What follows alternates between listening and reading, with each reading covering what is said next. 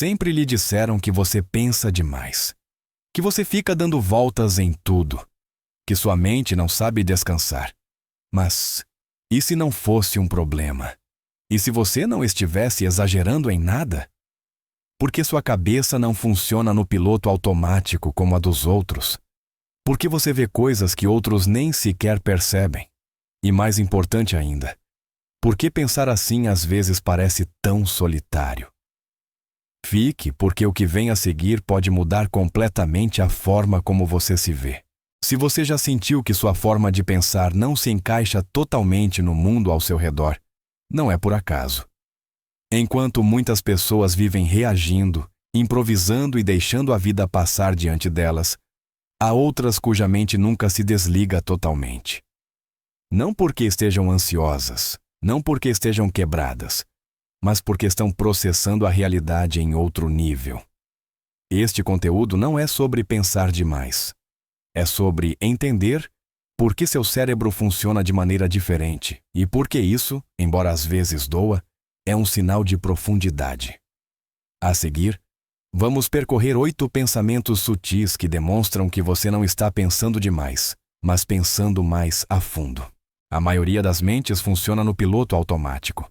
Repetem rotinas, aceitam explicações simples e raramente questionam o que acontece em segundo plano. A sua não. A sua está constantemente analisando, verificando, conectando pontos invisíveis. Enquanto outros apenas avançam, você observa o sistema completo. Não se contenta com o que parece evidente. Seu cérebro está executando uma análise contínua, como se estivesse sempre escaneando a realidade em busca de coerência. Isso não é ansiedade. É profundidade cognitiva. É a capacidade de perceber detalhes mínimos, inconsistências sutis, matizes que passam despercebidos pela maioria. Você não reage simplesmente ao que acontece, mas tenta entender por que acontece. E esse esforço mental constante é o que muitas vezes se confunde com pensar demais. A verdade é que você não está preso em seus pensamentos. Está operando em uma camada mais profunda da experiência humana. Enquanto outros apenas vivem os eventos, você também os interpreta. Enquanto outros aceitam respostas rápidas, você permanece com a pergunta. E isso, embora possa ser exaustivo, é a base de tudo o que vem a seguir. Sejamos honestos. Quantas vezes você recriou uma conversa inteira na sua cabeça com alguém que nem sabe que esse diálogo existe? No banho, caminhando pela rua ou logo antes de dormir, sua mente começa a construir cenários. Respostas possíveis, réplicas, silêncios incômodos, até mesmo um desfecho perfeito que nunca chega a ser pronunciado em voz alta. Para muitos, isso parece paranoia. Para outros, insegurança. Mas não é. O que realmente acontece é que seu cérebro está executando simulações. Seu córtex pré-frontal não está antecipando uma catástrofe, está buscando clareza. Você não está se preparando para um conflito, está evitando que a ignorância o pegue de surpresa. Enquanto a maioria improvisa suas palavras, você já percorreu mentalmente todo o caminho da conversa, do início às possíveis consequências. As pessoas que pensam em profundidade não reagem simplesmente à vida. Elas a pré-experimentam. Revivem situações antes que aconteçam. Não por medo, mas por compreensão. Sua mente não tolera lacunas. Precisa entender como as peças se encaixam antes de movê-las. Por isso você ensaia. Por isso analisa. Não para ganhar discussões, mas para não trair a si mesmo com uma resposta superficial. Isso não é sobre pensar demais. É uma forma de defesa intelectual. É o seu cérebro garantindo que, quando chegar o momento, você não falará a partir da confusão, mas da consciência. E embora às vezes ninguém chegue a ouvir essas palavras tão bem ensaiadas, o processo em si já diz muito sobre a profundidade com que você vive cada interação. Enquanto outros se deixam levar pela cena, você fica pensando por que a câmera se inclina levemente, por que a luz muda justo naquele momento, ou o que o silêncio entre duas frases realmente tenta dizer. todos estão emocionados com o desfecho, e você está lendo a história que é contada por baixo da história. Não é que você não aproveite o filme. É que você o experimenta de outra forma. Sua mente não consome conteúdo, ela o disseca. Reconhece padrões, interpreta símbolos, conecta decisões estéticas com estados emocionais. Onde outros veem entretenimento, você vê estrutura, vê intenção. Vê uma tese escondida atrás de cada plano. E isso não é pretensioso. É uma consequência natural de uma mente que não se contenta com a superfície. Esta forma de perceber a arte faz com que até o lazer se torne um exercício mental.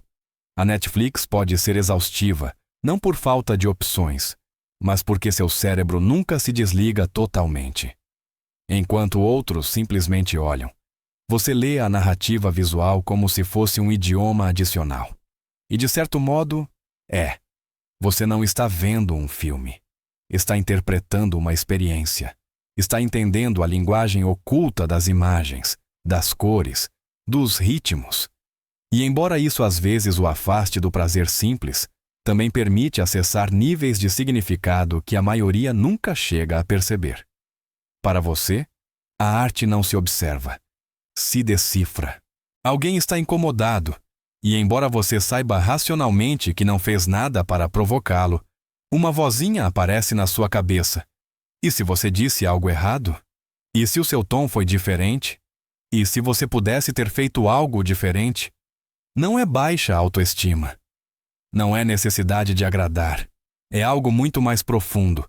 Sua mente está programada para entender causas e efeitos. Analisa cada interação como se fosse um sistema complexo onde qualquer pequeno gesto pode gerar consequências invisíveis. Você não busca culpados, busca compreender o impacto. Por isso, mesmo quando a lógica diz que você não tem responsabilidade, seu cérebro continua explorando possibilidades. Os psicólogos chamam isso de sobrecarga de empatia afetiva. Seus neurônios espelho não apenas permitem que você entenda a dor alheia, mas a absorvem. Você sente o que os outros sentem quase como se fosse seu. Estudos do Instituto Max Planck mostram que pessoas com alta empatia têm maior atividade no córtex insular, a região do cérebro relacionada ao contágio emocional. Em outras palavras, você está neurologicamente projetado para sentir mais. A parte difícil é que você carrega emoções que não lhe pertencem. A parte poderosa é que você compreende algo que muitos ignoram.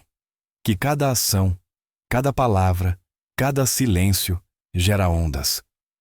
Em um mundo onde poucos pensam além de si mesmos, essa sensibilidade profunda é uma força que muitas vezes se disfarça de fardo. São 2 da manhã. Você está tentando dormir. Tudo está em silêncio. E de repente, sem aviso prévio, sua mente decide reproduzir aquele momento de 10 anos atrás em que você disse algo inapropriado, pronunciou mal uma palavra ou passou vergonha diante de alguém importante. Não é uma lembrança vaga. É alta definição. Com som surround, com cada gesto, cada olhar, cada segundo de desconforto intacto. Isso acontece porque pessoas que pensam em profundidade não armazenam memórias de forma superficial. Seu cérebro não apenas guarda o que aconteceu, mas como se sentiu. Seu hipocampo não arquiva eventos, constrói um banco de dados emocional completo. Os cientistas chamam isso de especificidade da memória autobiográfica. Você não lembra mais porque queira se torturar. Lembra mais porque sua mente aprende através do detalhe. As pesquisas mostram que quem tem esse tipo de memória costuma pontuar mais alto em inteligência emocional. Enquanto outros precisam repetir o mesmo erro várias vezes para aprender, para você basta uma única experiência, gravada com uma precisão quase dolorosa. Seu cérebro se certifica de que não aconteça novamente. O passado não o persegue. Ele está treinando você. Embora pareça um castigo, na realidade é um mecanismo de proteção. Uma forma intensa, às vezes cruel, de crescimento interno. Onde outros esquecem e repetem, você lembra e evolui. E esse arquivo mental cheio de momentos desconfortáveis não é uma condenação, É uma prova silenciosa de quanto você aprendeu. Alguém lhe pergunta como você está. Você responde, bem, e você? E por dentro, sente que algo se apaga. Você não odeia as pessoas. Odeia conversas que não levam a lugar nenhum. O clima, os planos do fim de semana, comentários que se repetem repetidamente sem deixar marca. Sua mente não foi feita para preencher silêncios. Foi feita para explorar significados. Quando alguém fala com você, você quer ir além. Falar sobre medos reais, perguntas que incomodam, pensamentos que normalmente são guardados. Não porque queira impressionar ninguém, mas porque seu cérebro precisa de substância. A conversa superficial parece fast food para uma mente que tem fome de filosofia. A rede neural padrão, a parte do cérebro ativa quando não estamos focados em uma tarefa específica, no seu caso nunca descansa totalmente. Está constantemente buscando sentido, conexões, propósito. Por isso as conversas vazias o esgotam. Não porque você seja arrogante, mas porque elas não o alimentam. Estudos mostram que pessoas que mantêm conversas profundas e significativas relatam maiores níveis de satisfação e bem-estar. Para você, conectar-se não é trocar palavras, é encontrar-se com alguém de verdade. E embora isso torne algumas reuniões desconfortáveis, também explica por que, quando você se conecta com alguém, a conexão não é superficial, é real, é profunda, é rara. Alguém diz que está bem, mas sua voz baixa apenas um tom. Sorri, mas seus olhos não acompanham o gesto. Ninguém mais parece notar. Você sim. Não porque seja desconfiado, mas porque sua mente está lendo além das palavras. Enquanto muitos ficam com a mensagem explícita, você capta a linguagem invisível que se infiltra nos gestos, nas pausas e na energia do momento. Seu sistema límbico funciona como um software avançado de reconhecimento emocional. Analisa rostos, posturas e micromudanças sem que você precise pensar nisso conscientemente. O psicólogo Paul Ekman descobriu que essas microexpressões duram apenas uma fração de segundo e que a maioria das pessoas nunca as detecta. Seu cérebro, por outro lado, as registra, compara e interpreta quase instantaneamente. Por isso você sabe que algo não se encaixa muito antes de poder explicar com palavras. Percebe quando alguém finge entusiasmo, quando um relacionamento está se apagando lentamente ou quando uma pessoa engana a si mesma. Ver tanto pode ser exaustivo. Às vezes você desejaria não notar nada e viver com mais leveza. Mas essa sensibilidade também significa que você vê as pessoas como elas são, não apenas como querem se mostrar. Não é paranoia, é percepção apurada. É a capacidade de ler o que não é dito. E embora essa clareza às vezes pese, também é uma das formas mais profundas de compreensão humana. Por que trabalhamos tantas horas? Porque este estilo de vida é considerado normal. Quem decidiu que é assim que as coisas devem ser? Enquanto a maioria segue o roteiro sem parar, você se pergunta quem o escreveu. Não é rebeldia por ser do contra. É curiosidade intelectual em sua forma mais pura. Seu cérebro não aceita ideias por padrão. Ele as examina, as desmonta, as compara com a realidade. Os filósofos chamam isso de curiosidade epistêmica, o impulso profundo de não se contentar com o que, mas ir sempre em direção ao porquê. Estudos mostram que pessoas com altos níveis desse tipo de curiosidade têm maior atividade no córtex cingulado anterior, a região encarregada de detectar conflitos entre o que esperamos e o que realmente acontece. Onde outros encontram segurança na tradição, você encontra perguntas. E sim, isso pode torná-lo a pessoa desconfortável em algumas conversas. Mas também significa que você não está vivendo no piloto automático.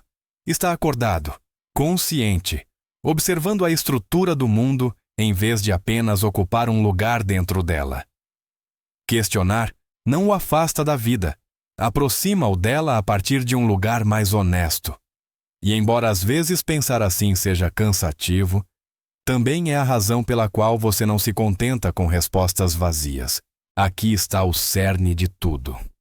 Você não apenas experimenta a vida, você tem consciência de que a está experimentando. Enquanto ouve estas palavras, uma parte da sua mente observa como você as está ouvindo.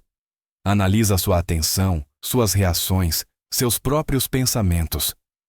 Você está pensando sobre o ato de pensar. Isso se chama metacognição, e é uma das características mais claras das mentes profundas. A maioria das pessoas vive imersa na experiência. Você, além disso, observa-se vivendo-a. É como ter um comentário do diretor funcionando constantemente na sua cabeça. Isso pode ser exaustivo, até isolador, porque raramente você consegue desligar essa camada adicional de consciência. Mas também é o que permite que você se entenda em um nível que muitos nunca alcançam.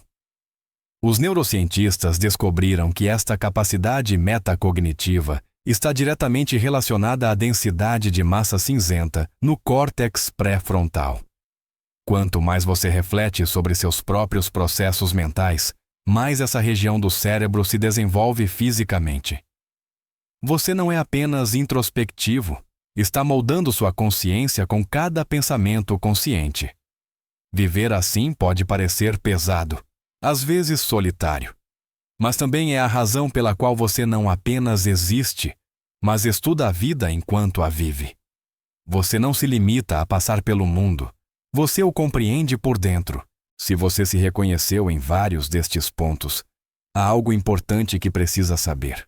Você não está quebrado, não está exagerando, não está pensando demais.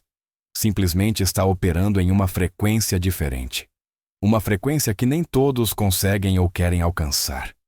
Pensar mais profundo implica sentir mais, ver mais e, às vezes, carregar mais peso do que parece justo. Sim, pode ser solitário. Mas o mundo não precisa de mais pessoas que pensem menos. Precisa de pessoas que questionem, que compreendam e que sintam com intensidade. Pessoas como você. Obrigado por ter ficado até o fim. Agora siga em frente. E se começar a pensar em tudo isso de novo, não se preocupe. Isso também faz parte de quem você é.